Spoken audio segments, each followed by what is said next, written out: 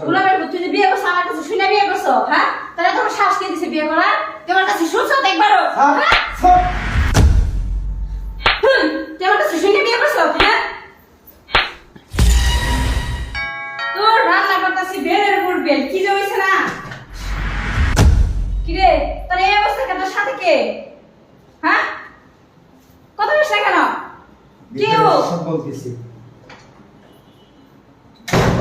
ভিতরে বলতেছি মানে? এই এত চিল্লাবি না। ও আমার নতুন বউ, আমি ওকে বিয়ে করে নিয়ে আসছি, অনেক দূর থেকে জার্নি করে আসছি। তুই গিয়ে আমার রুমটা ক্লিয়ার করে দে, যা আমি রেস্ট করবো। এই গোলাপের তুই যে বিয়ে করছ আমার কাছে শুনে বিয়ে করছ, হ্যাঁ? তাহলে তোমার শ্বাস কে দিছে বিয়ে করার? তোমার কাছে শুনছো একবারও? হ্যাঁ? তুই আমার কাছে শুনে বিয়ে করছ, হ্যাঁ? আমি আজকে তোর নামে মামলা করবো আমার বাপের বাড়ি গিয়ে, তোর নামে আমি কেস করে দিব। এই তুই যে বিয়ে করছ আমার কাছে শুনে করবি না?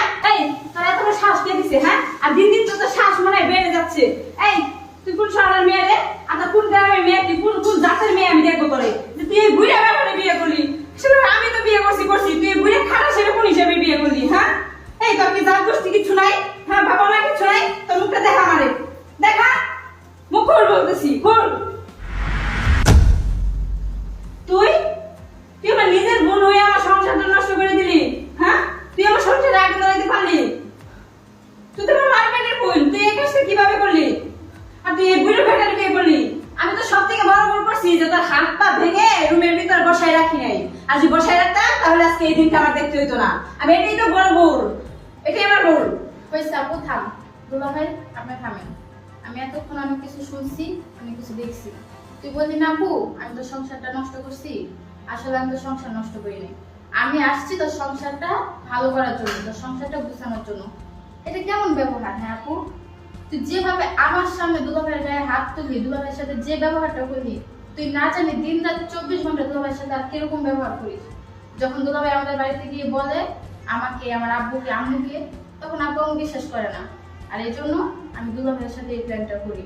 আর যদি এই প্ল্যানটা না করতাম তাহলে তো তোর এই আসল চেহারাটা দেখতে পারতাম না। আসলে কি আপু জানিস, স্বামী হচ্ছে মেয়েদের জীবনে সব থেকে দামি একটা জিনিস।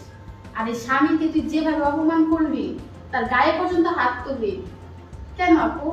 বাবা মা তো তোকে এরকম শিক্ষা দেয় না। তুই কেন এই কাজগুলো করিস বল? এই তুই চুপ কর, তুই তো ছোট মানুষ, বুঝিস না। আর তোর স্বামী যদি আরেকটা বিয়ে করে নিয়ে আসতো তাহলে তুই কি করতি? হ্যাঁ, তোর স্বামীকে কি আদর করতি?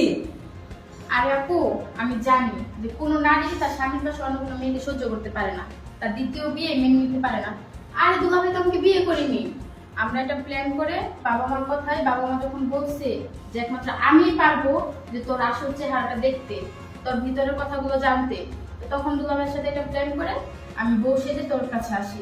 আর তুই ভাবছিস যে দুলাভাইকে আমি বিয়ে করে ফেলছি। আপু, তুই কি জানিস বাবা মা অনেক মন খারাপ। দুলাভাই যখন এগুলো কথা বাবা মার সামনে বলে, তারা লজ্জায় দুলাভাইয়ের দিকে তাকাতে পারে না।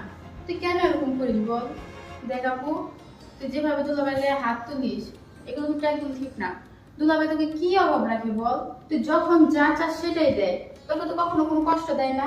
তুই কেন এমন করিস ওনার সাথে? ওনারও তো খারাপ লাগে, উনি তো একটা মানুষ। তুই একবার ভেবে দেখ, তুই এই কাজগুলো ঠিক করিস? দেখ আপু, স্বামীদেরকে শাসন করার ক্ষমতা নারীদের নাই। ভাইয়া যদি কখনো কোনো অন্যায় করে, তুই তাকে ভালোভাবে বুঝাবি, ভালোবেসে বুঝাবি, সে অবশ্যই বুঝবে। তাতে করে সংসারে কখনো কোনো অশান্তি হবে না। দেখবি জীবন সুন্দর থাকবে, সংসার সুন্দরভাবে চলবে। আর এখন আমি বাসায় গিয়ে যে সিদ্ধান্ত দিব, এই সিদ্ধান্তই হবে ফাইনাল সিদ্ধান্ত। তুই জানিস বাবা মা আমার মুখের দিকে তাকিয়ে আছে, আমি যেটা বলবো এখন সেটাই হবে। এখন তুই কি চাস আমি গিয়ে বলি যে তোর সাথে সম্পর্ক শেষ করে দিতে? যদি এটাই হয় তাহলে আমি কেন, বাবা মা, আমাদের ফ্যামিলির কেউ কোনোদিন তোর বাসায় কখনো আসবে না, আর তুইও কখনো যেতে পারবি না। এখন তোর উপর সব। তুই যদি সিদ্ধান্ত নেস যে তুই এখন থেকে দুলাভাইয়ের সাথে ভালো ব্যবহার করবি, তার সাথে কখনো কোনো বাজে ব্যবহার করবি না, তার সাথে কখনো কোনো অন্যায় করবি না, তাহলে এটা তোর ব্যাপার। শোনো বৃষ্টি, তুমি তো সবই দেখলে। আমারও না অনেক খারাপ লাগে যখন আমি আব্বা আমার কাছে গিয়ে এই কথাগুলো বলি, নিজেরও অনেক লজ্জা লাগে। কিন্তু কি করবো, আমার তাছাড়া কোনো উপায় ছিল না। দেখো আখি, আমি তোমার কোনো কিছুর অভাব রাখি। তুমি যখন যেটা চাও আমি চেষ্টা করি একজন স্বামী হিসাবে সেটা পালন করার জন্য। আমি তো কোনো কিছুতে তোমাকে আমি কষ্ট দিই, কিন্তু তুমি আমার সঙ্গে এমনটা করো কেন? আমি এই কথাগুলো আব্বা আমার কাছে গিয়ে যখন বলে আমার লজ্জা লাগে। আমি আর নিতে পারতেছি না, আমি কি করব বলো তুমি আমাকে। দেখো আমার ভুল হয়ে গেছে, আমি আমার ভুলটা বুঝতে পারছি, প্লিজ তুমি আমাকে মাফ করে দাও। আমি আর কখনো এই ধরনের কিছু করবো না, তোমার আর গালাগালি করবো না, আর মারধর করবো না। আর বৃষ্টি, তুই প্লিজ আব্বা আমাকে বুঝাইস, আফা বলবি যে আপু ভালো হয়ে গেছে, আপা আর কোনোদিন ভুল করবো না। আর দুলাভাইয়ের সাথে আপু সব কিছু মিটাই নিছে। কেমন? না আপু, আমি তো মুখের কথায় বিশ্বাস করি না। কিছুদিন যাক, তারপর আমি নিজে এসে দেখবো তুই আবার চেঞ্জ হয়েছিস কিনা। যদি তুই আবার ভালো হয়ে যাস, তাহলে আমি বাবা মাকে নিয়ে এসে তোর বাসায় বেরিয়ে যাবো। এই যে আমি কথা দিতেছি তোমাদেরকে, আমি বললাম কথা দিলাম, আমি সত্যি ভালো হয়ে যাব, আর কখনো ঝগড়া করবো না আমি। ঠিক আছে। আচ্ছা দাদা ভাই, আপনি তাহলে আপুকে নিয়ে ভিতরে যান। আপু ধর, আমি তো জামাইকে বিয়ে করি নাই, এবার যা ভিতরে যা। আর আমি এখন যাই, আমি আর এখানে দাঁড়াবো না। তুই এখনই যাবি কেন? নাস্তাটা করে যা। না দাদা ভাই, আমার যেতে হবে। অনেক দিন নাস্তাটা আসবো। করে যা।